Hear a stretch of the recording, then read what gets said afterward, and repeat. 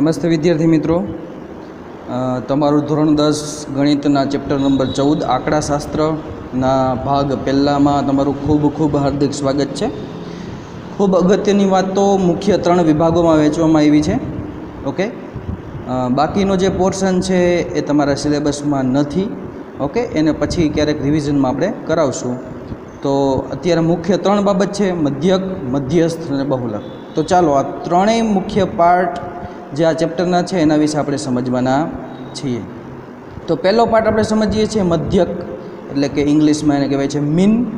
Okay, શું છે, કઈ રીતે મધ્યક શોધી શકાય છે એ આપણે ખાસ વાત કરવાના છીએ.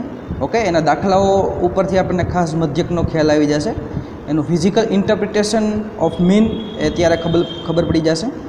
ઓકે, તો આપણે આગળ વધીએ છીએ વિદ્યાર્થી મિત્રો. અહીંયા મુખ્ય મધ્યક શોધવાની 2 પ્રવૃત્તિ છે. એક અવર્ગીકૃત માહિતી હોય ત્યારે અને બીજી વર્ગીકૃત માહિતી હોય ત્યારે. અવર્ગીકૃત શું છે? ઓકે, એ ચાલો આપણે વિચારીએ છીએ. દાખલા તરીકે અવર્ગીકૃત માહિતીનો મધ્યક શોધવું હોય તો એની અંદર કઈ રીતે ઇન્ફોર્મેશન આપેલી હશે? તો કે આપેલ માહિતીના બધા જ અવલોકનોની કિંમતના સરવાળાને અવલોકનોની કુલ સંખ્યા વડે ભાગતા જે કિંમત મળે તેને આપેલ અવલોકનોના મધ્યક, અવલોકનોનો શું કહેવાય છે? મધ્યક અથવા તો સરેરાશ. તો મધ્યકનો બીજો મિનિંગ તમને અહીં ખ્યાલ આવી ગયો છે. મધ્યક એટલે બીજું કશું જ નથી, સરેરાશ વેલ્યુ છે. ઓકે, કોઈ પણ માહિતી માટેની આશરે કિંમત છે, આસન્ન મૂલ્ય છે. ઓકે, તો મધ્યક છે વિદ્યાર્થી મિત્રો. ઓકે, તો આપણી પાસે ઘણા બધા અવલોકનો હોય, એ અવલોકનોનો સરવાળો કરીએ અને એની જે અવલોકનોની જેટલી સંખ્યા હોય એના વડે આપણે એને ભાગી દઈએ. ઓકે, તો આપણને મધ્યક અથવા તો સરેરાશ મળે છે. સમજો કે આપણી પાસે n અવલોકનો છે, x1 x2 થી xn સુધીના અવલોકનો છે. તો તેમનું મધ્યક શું થાય? ઓકે, તેમના મધ્યકને દર્શાવવા માટે x બાર વડે દર્શાવવાનું છે. મધ્યકને હંમેશા x બાર વડે દર્શાવશું. એનું સૂત્ર શું છે? મધ્યક x બાર બરાબર શું છે? સિગ્મા એક્સ આઈ અપોન n. તો આપણી પાસે અહીંયા ઉપરની જે માહિતી આપેલી હતી એ જ માહિતીનું ગાણિતિક સ્વરૂપ લખેલું છે કે તમારી પાસે દરેક અવલોકનો છે. i ઇઝ ઇક્વલ ટુ અહીં આપણે લખી શકીએ i is equal to 1 2 3 up to n. એટલે કે દરેક અવલોકનોનો શું કરવાનો છે? અહીંયા સરવાળો. સિગ્મા શું બતાવે છે? સિગ્મા શું બતાવે છે વિદ્યાર્થી મિત્રો? સરવાળો. ઓકે, ગ્રીક શબ્દ છે, એ સરવાળો બતાવે છે. તો દરેક અવલોકનોનો શું કરવાનો છે? ઉપરના સરવાળો. તો sigma of xi is equal to શું છે? x1 plus x2 plus xn સુધીનું છે. ઓકે, તો તમને ખ્યાલ આવી ગયો હશે. તો આ જે મળે છે, આની જે કિંમત મળશે એ હકીકતમાં શું મળશે? મધ્યક મળશે. અને આપેલી માહિતી છે x1 x2 થી xn સુધી બધી અવર્ગીકૃત છે, તેને વર્ગીકૃત કરવામાં આવેલી નથી. ઓકે વિદ્યાર્થી મિત્રો, પરંતુ સમજો કે આપેલી માહિતી છે, આપેલા ચલ છે x1 થી xn સુધીના, એ પ્રત્યેક ચલની આવૃત્તિ આપેલી હોય. તો આવૃત્તિનો મતલબ શું? કે એ ચલ છે એ માહિતીની અંદર ઘણી બધી વખત રિપીટ થતા હોય. ઓકે, દાખલા તરીકે તમને એક ઉદાહરણ આપું છું કે કોઈ સ્કૂલનું રિઝલ્ટ ડિક્લેર થાય તો એ રિઝલ્ટની અંદર તમને ખ્યાલ છે કે ઘણી વખત પ્રથમ નંબરે આવનારા 2 વ્યક્તિઓ હોય છે, 2 વિદ્યાર્થીઓ હોય છે. તો પ્રથમ નંબર છે એ તમારો ચલ છે અને 2 વિદ્યાર્થીઓએ એ નંબર પ્રાપ્ત કરેલ છે, તો એ આવૃત્તિ થઈ જાય છે. ઓકે, તો એક્ઝેક્ટલી અહીંયા કોઈ પણ માહિતી આપેલી છે એ ચલની કિંમતો ઘણી વખત રિપીટ થતી હશે. તો x ચલ છે, x1 ચલ, એ સમજો કે f1 વખત રિપીટ થાય છે, એની આવૃત્તિ f1 છે. x2 ચલ છે, એની આવૃત્તિ f2 છે. x3 ચલ છે, એની આવૃત્તિ f3 છે. એવી રીતે xn ચલ માટે fn આવૃત્તિ છે. તો વિદ્યાર્થી મિત્રો, તમને આવૃત્તિ વિશે ખાસ ખ્યાલ આવી ગયો હશે. તો એનો મધ્યક કઈ રીતે શોધી શકાશે? સિમ્પલ છે એનો મધ્યક શોધવાનું સૂત્ર. એ આવૃત્તિને એ ચલ વડે પહેલાં તો ગુણી દો. ઓકે, એટલે એ ચલ છે એ કેટલી વખત આવે છે એ ગુણી દો. સમજો કે પ્રથમ નંબરે આવનારા 2 વ્યક્તિઓ છે. ઓકે, તો ત્યાં તમે અને 95 એ દરેક વિદ્યાર્થીને, એ બંને વિદ્યાર્થીને 95% આવ્યા છે. ઓકે, અને 95% સેમ હોવાથી બંને વિદ્યાર્થીનો પ્રથમ નંબર આવેલો છે. ઓકે, તો ચલ તમારી પાસે જે છે એને તમે આવૃત્તિ વડે ગુણી દો. તો f1 ઇન્ટુ x1 ગુણાકાર છે અને પછી f2 ઇન્ટુ x2 બંને વચ્ચે સરવાળો, દરેક વચ્ચે સરવાળો, અને એના છેદમાં આવૃત્તિ, ટોટલ જે કુલ આવૃત્તિ છે એનો શું કરી દો? સરવાળો. તો આ તમારી પાસે સૂત્ર છે. અને ટૂંકમાં સંક્ષિપ્ત સ્વરૂપમાં લખવું હોય વિદ્યાર્થી મિત્રો તો ખૂબ સરળ છે. ઓકે, તો આટલી વાત તમે ફરીથી રિપીટ કરી શકો છો. 3 વસ્તુ છે અહીંયા તમે જોઈ શકો છો. ઓકે, ચાલો, તો ખાસ ખ્યાલ આવી ગયો હશે. નીચેના સ્વરૂપને આપણે સંક્ષિપ્તમાં જોવા જઈ રહ્યા છીએ. ઓકે વિદ્યાર્થીઓ, તો અહીંયા તમે જોઈ શકો છો સંક્ષિપ્તમાં શું લખી શકાય છે. સિગ્મા છે એટલે કે સરવાળો કરવાનો છે. કોનો? તો કે જે આવૃત્તિ અને ચલનો જે ગુણાકાર છે FI/XI એનો ગુણાકાર કરવાનો છે. ઓકે, દરેક FI/XI માટે ગુણાકાર કરી એનો સરવાળો કરવાનો છે. અને સરવાળો ક્યાંથી ક્યાં સુધી? તો કે તમારી પાસે ચલની જે વેલ્યુ છે એ 1 થી લઈને n સુધીની છે. ઓકે, આવૃત્તિ પણ 1 થી લઈને n માટે છે. તો આવી રીતે તમે એને દર્શાવી શકો છો. ઓકે, નીચે આવૃત્તિનો શું છે સરવાળો, તો એને તમારે આવી રીતે દર્શાવી શકો છો. અથવા તો આને દર્શાવવું હોય તો વિદ્યાર્થી મિત્રો સિમ્પલ સિગ્મા FI/XI ના છેદમાં સિગ્મા FI આવી રીતે પણ તમે વિદ્યાર્થી મિત્રો બતાવી શકો છો. ઓકે, એક ઉદાહરણ જોઈએ એટલે વિદ્યાર્થી મિત્રો ખાસ ખ્યાલ આવી જશે. ઓકે, તમારી પાસે ઉદાહરણ 1 આપણે જોવા જઈ રહ્યા છીએ. તમારી બુકનું જ એક્ઝામ્પલ છે તે. ઓકે, અહીંયા તમે જોઈ શકો છો વિદ્યાર્થી મિત્રો, એક શાળામાં ધોરણ 10ના 30 વિદ્યાર્થીઓ ભણે છે. ઓકે, એ વિદ્યાર્થીઓની ગણિતની એક ટેસ્ટ લેવામાં આવી છે. એ ટેસ્ટના માર્ક છે 100 માર્ક, 100 ગુણ છે. એ ટેસ્ટમાં એ પ્રશ્નપત્રમાં મેળવેલા ગુણ છે એ નીચેના કોષ્ટકમાં આપેલા છે. તો વિદ્યાર્થીએ મેળવેલા ગુણનો મધ્યક શોધો. આ કોષ્ટક વિદ્યાર્થી મિત્રો આપેલું છે અહીંયા, એ તમે જોઈ શકો છો. પ્રથમ એ કોષ્ટક કઈ રીતે આપેલું છે? તો કે મેળવેલા ગુણ અને વિદ્યાર્થીઓની સંખ્યા. તો કે 10 ગુણ મેળવા હોય એટલા કેટલા વિદ્યાર્થી છે? 30માંથી 1. 20 ગુણ મેળવા હોય એટલા કેટલા વિદ્યાર્થી છે? 1. 36 ગુણ મેળવા હોય એવા 3 વિદ્યાર્થી છે. 40 ગુણ મેળવા હોય એવા 4 વિદ્યાર્થી છે. 50 ગુણ મેળવા હોય એવા 3 વિદ્યાર્થી છે. 56 ગુણ મેળવા હોય એવા 2 વિદ્યાર્થી છે. 60 ગુણ મેળવા હોય તેવા 4 વિદ્યાર્થી. 70 ગુણ મેળવ્યા હોય તેવા 4 વિદ્યાર્થી. 72 ગુણ મેળવ્યા હોય એવા એક જ વિદ્યાર્થી અહીંયા આવેલો છે. 80 ગુણ માટે એક વિદ્યાર્થી એ પ્રાપ્ત કરેલા છે, 80 ગુણ છે. 2 વિદ્યાર્થીઓએ 88 ગુણ પ્રાપ્ત કરેલા છે. 3 વિદ્યાર્થીઓએ 92 ગુણ પ્રાપ્ત કરેલા છે. 1 વિદ્યાર્થીએ 95 ગુણ પ્રાપ્ત કરેલા છે. ઓકે, તો એ તમે જોઈ શકો છો કે અહીંયા દાખલા તરીકે 60 ગુણ પ્રાપ્ત કરતા કેટલા વિદ્યાર્થી છે? 4 વિદ્યાર્થી. તો આ જે નીચે આપેલી છે વિદ્યાર્થીઓની સંખ્યા એ શું છે? આવૃત્તિ. અને ઉપર છે એ શું છે? ચલ. ઓકે, મેળવેલા ગુણ છે શું છે? ચલ. તો આપણી પાસે આ સૂત્ર મેળવવા માટે સિમ્પલ તમારે શું કરવું પડશે? FI/XI કરવું પડશે અને દરેકનો પછી સરવાળો કરવો પડશે. તો સિમ્પલ આ જે કોષ્ટક આપેલું છે એને આપણે વર્ટિકલ ઊભું ગોઠવેલું છે. ઓકે, મેળવેલા ગુણ અહીં તમે જોઈ શકો છો. વિદ્યાર્થીઓની સંખ્યા ટોટલ 30 હશે જે અહીંયા આપેલી છે. ઓકે, અહીંયા જે આપેલી હોય સંખ્યા, ઓકે, એ ટોટલ આવૃત્તિ હશે. સિગ્મા FI જેને તમે કહો છો, જે અહીં તમારે નીચે એની કિંમત મૂકવાની છે, અહીંયા નીચે એની કિંમત મૂકવાની છે, તમે જોઈ શકો છો. દરેક FI/XI દરેક જે રો છે, ઓકે, એને તમારે શું કરવાનું છે? ગુણાકાર. તો 10 એકા 10, 20 એકા 20, 36 તેરી 108, 40 ચોખ્ખું 160, 50 તેરી 150, 56 2 112, 60 ચોખ્ખું 240, 70 ચોખ્ખું 280, 72 એકા 72, 80 એકા 80, 88 2 176, 92 3 276, 95 એકા 95. હવે આ બધાનો સરવાળો કરો. ઓકે, આ બધાનો સરવાળો કરો છો તો નીચે તમને કેટલા મળે છે? સિગ્મા FI/XI કેટલા મળે છે? 1779 મળે છે. બસ એને ફોર્મ્યુલામાં વિદ્યાર્થી મિત્રો મૂકો. અહીં તમે જોઈ શકો છો ફોર્મ્યુલા. ઓકે, એ ફોર્મ્યુલામાં મૂકો 1779/30 તો તમને મળશે જવાબ કેટલો મળશે? 59.3. તો આ તમારો મધ્યક થઈ જશે.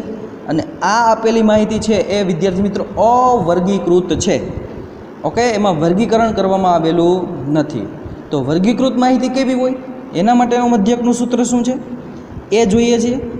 અને વર્ગીકૃત માહિતી માટે જે મધ્યક મેળવીએ છીએ તે અવર્ગીકૃત માહિતીનો મધ્યક શોધીએ છીએ, એમાં શું ફરક આવે છે એ આપણે જોઈશું.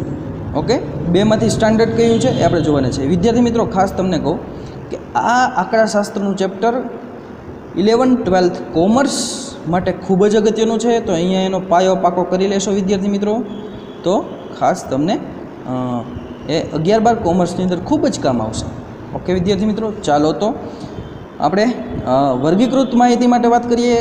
એ ખાસ ઇમ્પોર્ટન્ટ છે, એના દાખલા ખૂબ પૂછાય છે. ઓકે વિદ્યાર્થી મિત્રો, ચાલો જોઈએ. અહીંયા તમે જોઈ શકો છો વર્ગીકૃત માહિતીનો મધ્યક શોધવા માટેનું શું પ્રોસેસ છે એ આપણે જોવાના છે વિદ્યાર્થી મિત્રો. વર્ગીકૃત માહિતીનો મધ્યક શોધવા માટે તો કે એના જેટલા પહેલાં પેરામીટર છે એ આપણે પહેલાં ફાઇન્ડ કરશું. તો વર્ગીકૃત માહિતીને પહેલાં તો વર્ગોમાં વહેંચવામાં આવે છે અને તે દરેક વર્ગને અનુરૂપ આવૃત્તિ આપેલી હોય છે. ઓકે, અને વર્ગોના પાછા બે પ્રકાર હોય છે, એક સતત વર્ગ, એક અસતત વર્ગ. ઓકે, સતત વર્ગ કોને કહેવાય? કે જેમાં ઉધ્વર સીમાનો સમાવેશ થતો નથી.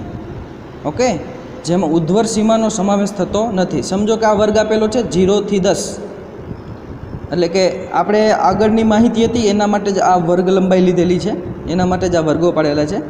આગળ 100 માર્કનું પેપર હતું જે માહિતી આપેલી હતી.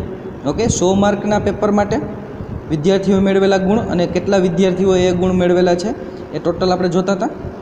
તો અહીંયા તમે જોઈ શકો છો વિદ્યાર્થી મિત્રો કે 0 થી 10 માર્ક મેળવેલા હોય એવા વિદ્યાર્થીઓની સંખ્યા કેટલી? 10 થી 20 માર્ક મેળવેલા હોય એવા વિદ્યાર્થીઓની સંખ્યા કેટલી? 20 થી 30 માર્ક મેળવેલા હોય એવા વિદ્યાર્થીઓની સંખ્યા કેટલી? પરંતુ વિદ્યાર્થી મિત્રો સતત વર્ગ, આ આપેલા સતત વર્ગ કે તમે જોઈ શકો છો આપેલ વર્ગમાં બે કિંમત છે. આ એક વર્ગ છે, આ બીજો વર્ગ છે, આ ત્રીજો વર્ગ છે. તો અહીં તમે જોઈ શકો છો આ જે કિંમત છે બરાબર છે, પહેલી ડાબી બાજુની, એ ડાબી બાજુની કિંમતને એ તે વર્ગની અધઃસીમા કહેવાશે. ઓકે, અધઃસીમા એટલે કે નીચેની સીમા. ઓકે, અને આ જે છે 10 તો એ છે ઉર્ધ્વ સીમા. ઓકે, અહીંયા દરેકમાં ડાબી બાજુ છે 10 બીજા વર્ગમાં એ અધઃસીમા, 20 છે ઉર્ધ્વ સીમા. અહીંયા આપેલા બીજા ત્રીજા વર્ગમાં 20 છે એ અધઃસીમા, 30 છે એ ઉર્ધ્વ સીમા. ઓકે, દરેકમાં આ થશે, અહીંયા પણ એ જ થશે. પરંતુ સતત વર્ગમાં તમે જોઈ શકો છો બે વર્ગોમાં અહીંયા તમે જોઈ શકો છો 10 અને 10 રિપીટ થાય છે. જ્યારે અસતત વર્ગનું તમે કમ્પેરિઝન કરી શકો છો 1 થી 10, 11 થી 20, 21 થી 30 એવી રીતે છે. મતલબ કે પહેલા વર્ગની જે ઉર્ધ્વ સીમા છે અને બીજા વર્ગની અધઃ સીમા એ બંને એક નથી લખેલી, તો એ અસતત વર્ગો કહેવાશે વિદ્યાર્થી મિત્રો. ઓકે, પછી અહીંયા બે વાતો લખેલી છે અલગ અલગ, જેમાં ઉર્ધ્વ સીમાનો સમાવેશ થતો નથી, જેમાં ઉર્ધ્વ સીમાનો સમાવેશ થાય છે. તો ઉર્ધ્વ સીમા કઈ છે આપણે જોઈ શકીએ છીએ, આ ઉર્ધ્વ સીમા છે. ઓકે, ઉર્ધ્વ સીમા તમે જોઈ શકો છો તે છે, તેનો આ વર્ગમાં સમાવેશ. સમજો કે કોઈ વિદ્યાર્થીએ 10 માર્ક મેળવેલા છે, 10 માર્ક. ઓકે, તો એને આ વર્ગમાં આપણે લખશું નહીં, એને આ વર્ગમાં લખવાનું થશે. તો 0 થી 10 આપેલા છે પરંતુ ઉર્ધ્વ સીમાનો એમાં સમાવેશ થતો નથી. એટલે કે કોઈ વિદ્યાર્થીએ સમજો કે 10 માર્ક મેળવેલા છે, ફરીથી હું રિપીટ કરું છું, તો એને આ વર્ગમાં લખવાના થતા નથી, બાજુના વર્ગમાં લખવાના, બીજા વર્ગમાં. પરંતુ અહીંયા એવું નથી. સમજો કે કોઈ વિદ્યાર્થીએ 10 માર્ક મેળવેલા છે તો એનો સમાવેશ આ જ વર્ગમાં કરવાનો છે. તો તમને ખાસ વર્ગો એટલે શું ખ્યાલ આવી ગયો છે, વર્ગ કેવી રીતે પાડવાના છે સમજાઈ ગયું છે વિદ્યાર્થી મિત્રો. અહીંયા આનો ફાયદો શું છે, કોઈ પણ અવર્ગીકૃત માહિતીને વર્ગીકૃત કરવાનો ફાયદો શું છે તમે અહીં જોઈ શકો છો આગળના વિભાગમાં. કે અહીંયા ટોટલ 13 જેટલા આપણે ચલ લીધેલા છે અને 13 આવૃત્તિ છે અને એ રીતે આપણે કેલ્ક્યુલેશન કરેલી છે. તો કોઈ આપણી સમજો કે કોઈ માહિતી એવી હોય કે ખૂબ લેન્ધી હોય. ઓકે, એ ખૂબ જ લેન્ધી, સમજો કે અહીંયા કેટલા બધા વિદ્યાર્થી, અહીંયા સમજો કે વધારે વિદ્યાર્થીઓ હશે તો તમને ખ્યાલ આવી જશે કે અહીંયા આ મેળવેલા ગુણ છે એ પણ એની સંખ્યા પણ વધી જશે. ઓકે, તો આપણી પાસે અવર્ગીકૃત માહિતી છે એ ક્રમાનુસાર ખૂબ લાંબી હોય છે. એને ટૂંકી બનાવવા માટે આપણે વર્ગ બનાવતા હોઈએ છીએ અને ટૂંકી બની જાય તો એ આપણે સરળતાથી એનું એનાલિસિસ કરી શકીએ છીએ. તો આ પહેલો પેરામીટર થઈ ગયો વર્ગ. વર્ગ લંબાઈ શું છે એ તમને ખાસ ખ્યાલ આપી દઉં. વર્ગ લંબાઈ તો કે આપણે જોઈ લીધું છે કોઈપણ વર્ગની ઉર્ધ્વ સીમાના બિંદુ અને અધઃ સીમા બિંદુના તફાવતને શું કહેવાય છે, વર્ગની વર્ગ લંબાઈ. તો અહીં તમે જોઈ શકો છો ઉર્ધ્વ સીમા અહીંયા આપેલી છે, અધઃ સીમા આપેલી છે. 10માંથી 0 બાદ વર્ગ લંબાઈ 10, 20માંથી 10 બાદ વર્ગ લંબાઈ 10. તો એ તમે અહીંયા દેખાય છે વર્ગ લંબાઈ કેટલી છે, 10 છે. અહીંયા તમે જોઈ શકો છો વર્ગ લંબાઈ કેટલી છે, 10. ઓકે, હવે ત્રીજો પેરામીટર છે, બીજો આપણે પતાવી દીધો. ત્રીજો પેરામીટર છે વર્ગની મધ્ય કિંમત. તો વર્ગીકૃત માહિતીનો મધ્યક શોધવા માટે પહેલાં તો તમારે વર્ગો પાડવા પડશે, એની વર્ગ લંબાઈ નક્કી કરવી પડશે પહેલાં તો, અને પછી વર્ગની મધ્ય કિંમત શોધવી પડશે. તો આપેલ વર્ગની જે મધ્ય કિંમત છે એ કઈ રીતે શોધી શકાશે? તો કે આપેલ વર્ગની ઉધ્વસીમા અને અધસીમાના સરેરાશને આપેલ વર્ગની શું કહેવાય છે? મધ્ય કિંમત. એનું સંજ્ઞા શું છે? એનો સિમ્બોલ શું છે? XI. તો XI આપણે અહીંયા વર્ગીકૃત માહિતી માટે શું લઈશું? ચલ તરીકે લઈશું. તો XI શું છે? આઈમાં વર્ગની મધ્ય કિંમત છે. એને કઈ રીતે લખી શકાય? આઈમાં વર્ગની ઉધ્વસીમા અને આઈમાં વર્ગની અધસીમાના સરેરાશ એટલે કે ભાગાકારમાં 2.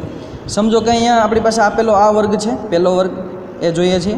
તો એના માટે x1 એટલે કે પહેલો વર્ગ છે x1, ઓકે. તો 0 + 10 ભાગાકારમાં 2 એટલે 5 છે એની મધ્ય કિંમત મળશે અહીંયા આપેલા વર્ગની 5, ઓકે. અહીંયા 20 + 10 30 ભાગાકારમાં 2 તો 15 છે એ એની મધ્ય કિંમત આવશે. તો મધ્ય કિંમતનું ખૂબ જ ઇમ્પોર્ટન્ટ છે વિદ્યાર્થી મિત્રો. ચાલો હવે અહીંયા વિદ્યાર્થી મિત્રો તો વર્ગીકૃત માહિતીના મધ્યકનું સૂત્ર છે એ 3 અલગ અલગ રીત છે. એમાં પહેલી રીત આપણે જોઈએ છીએ જેને પ્રત્યક્ષ રીત અથવા તો સીધી રીત કહેવાય છે અથવા તો ડાયરેક્ટ મેથડ કહેવાય છે. ડાયરેક્ટ મેથડ એનું સૂત્ર શું છે? જે અવર્ગીકૃત માહિતી માટે જે સૂત્ર હતું તે જ છે, પરંતુ અહીંયા XI છે એ શું થઈ જશે? મધ્ય કિંમત થઈ જશે, ઓકે. XI છે એ અવર્ગીકૃત માટે શું હતું? ચલ હતું, પરંતુ અહીંયા વર્ગીકૃત માહિતી માટે મધ્ય કિંમત છે. અને મધ્ય કિંમત કઈ રીતે મેળવી શકાય એ આપણે જોઈ લીધેલું છે. એનું એક ઉદાહરણ પણ આપણે જોઈશું વિદ્યાર્થી મિત્રો, ઓકે. ચાલો તો અહીંયા તમે જોઈ શકો છો વિદ્યાર્થી મિત્રો કે એનું સૂત્ર એનું એ જ છે. x બાર બરાબર મધ્ય કિંમત છે, FI બરાબર આઈમાં વર્ગની આવૃત્તિ છે, બરાબર. સિગ્મા FI એટલે કુલ આવૃત્તિ છે. તો આ પહેલું સૂત્ર છે. ખાસ અવર્ગીકૃત માહિતી માટે મધ્યકનું જે સૂત્ર હતું તે જ છે. બીજી રીત છે ધારેલ મધ્યકની રીત. ધારેલ મધ્યકની રીતમાં આપણે આ જે ફોર્મ્યુલા છે વિદ્યાર્થી મિત્રો ખાસ યાદ રાખી લેજો. x બાર બરાબર a + સિગ્મા FI DI ના છેદમાં સિગ્મા FI, ઓકે. x બાર શું છે? મધ્યક છે, ઓકે. એ શું છે? ધારેલ મધ્યક છે. XI ની કિંમત, ઓકે. કોઈ પણ XI ની કિંમત તમારે લઈ લેવાની છે ધારેલ મધ્યકમાં. XI એટલે કે જે મધ્ય કિંમત હોય છે તે, ઓકે.